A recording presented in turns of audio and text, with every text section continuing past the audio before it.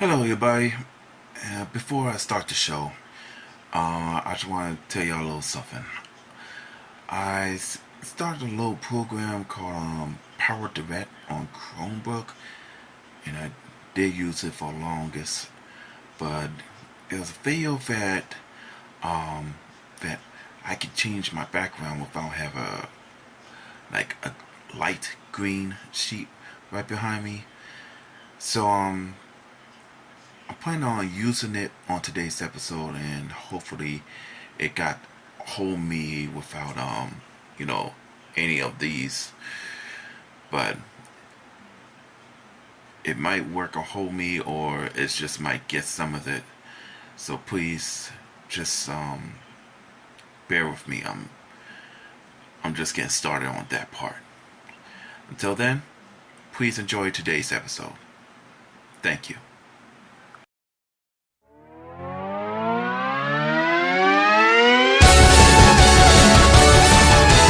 Welcome to the JCX Show. Hello everybody and welcome to the JCX Show. My name is John Carr. If you're new here, hit the subscribe button. If there's a notification bell right side there, click there for future episodes and short videos that we'll be covering up. If you got any questions or comments, please leave on the comment section, and whatever you do, please like the video. Ladies and gentlemen, I gotta ask you a question, especially to the PlayStation gamers.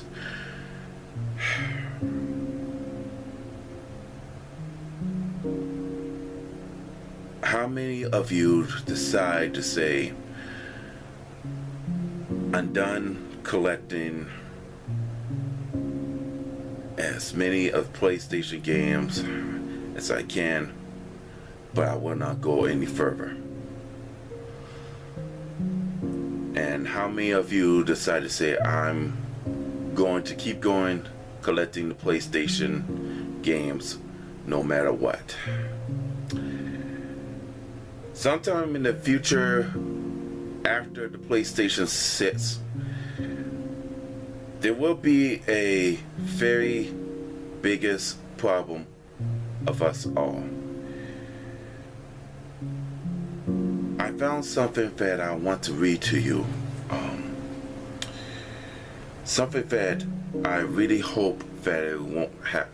I wish it will never happen. PlayStation gamers divided over Sony's plans after PlayStation 6. This is not what we wanted to hear.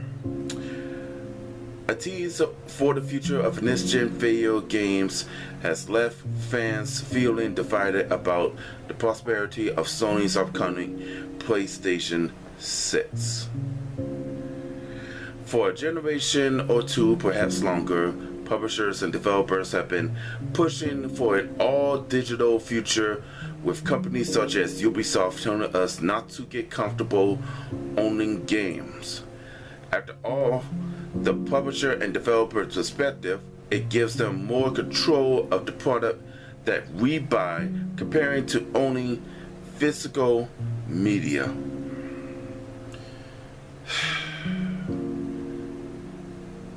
Damn, that's gonna be a shame. For example, whenever it's digital TV series and movies, music, or video games, purchasing products can be pulled from our platform in an instant, and as already proven earlier this year with Sony removing content from libraries, it also reduced overhead costs for the publisher and developer with no need to create packaging material and shipping them to rental. So this is going to be a real bad news to us old school gamers. For those of us who just love physical media disc, or love well, mostly digital.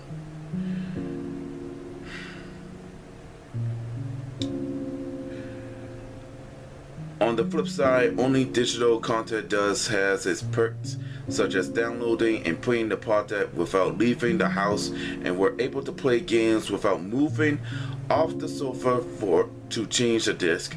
such as a disabled man, that could be very important to someone. However, despite taking up more room and having more to swap discs, once we purchase a physical video game, we will always have the product in our possession unless it's stolen or misplaced, which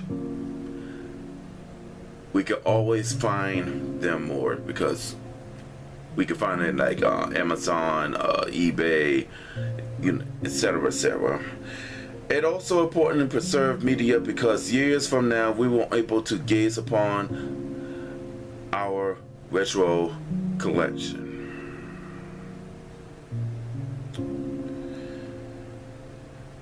To accommodate the digital and physical gamer, like Sony and Microsoft have produced digital-only consoles, as well as consoles that can play both, yet despite being offered that choice, it should come as no surprise that Sony and Microsoft are all pushing for an all-digital future, and fans are divided.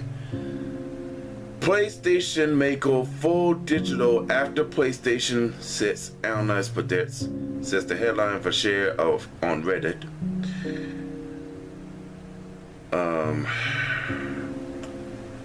Matt Basilica believes that we should prepare to say goodbye to next-gen physical media. I don't mind digital as much as PC, because you have things to fall back on to keep your games if the storefront disappears, Surface go online, etc. Replied technical. But the closed platform, like most consoles, you are completely at their mercy.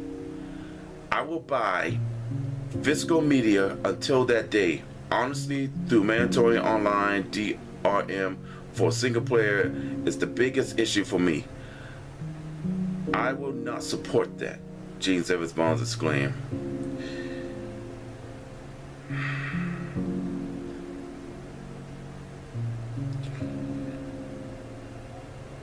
That would suck for many people that still have bad internet, which is true. Nowadays, everything needs to be always online, which is really sucks. Or at least one-time connection to activate the game, says Gustafson. Now to that very point. Above those above comments seems to reflect most option on Reddit thread, and I believe that many of us might agree that the day we lose physical media will be a sad day for Preservative. Hopefully, it won't come to that. Ladies and gentlemen, I'm going to tell you the truth about me. I really hope that Sony decides that for the last time, for every physical media disc gamers, they decide that they have the ultimate backward capability,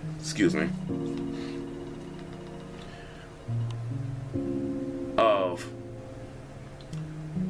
every physical games that you have collected from the PlayStation 1 all the way until you got PlayStation 6. Now they're gonna probably give you two types of consoles. One's to the disc and one's to just digital. Now I hope that they do something right, because if they don't, I repeat, if they don't do it right, then the last console that I'm going to buy is PlayStation 4 Pro, and that will be it. Other than that, I might just switch to Nintendo Switch.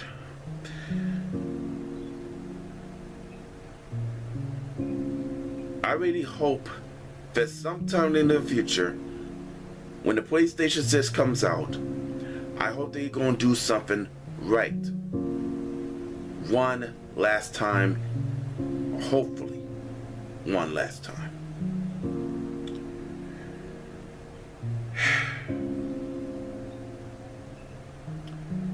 Now, I don't mind some of the digital things that I want to download.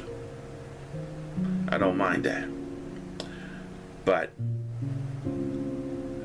I'm rather play the games that's on disc. Why? One, I'm very much old school. Two, I've been growing up with that for a long time. Three, I'd rather that than to purchase online and then I had to wait.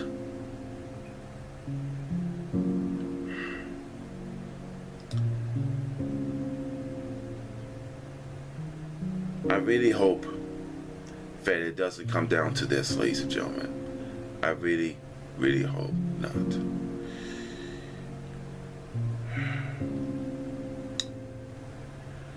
Alright, ladies and gentlemen, that's all the time I have. Thank you for watching the JCX Show. My name is John Carr, and I hope I see you again. Until then, be blessed, and may God be with you. Peace.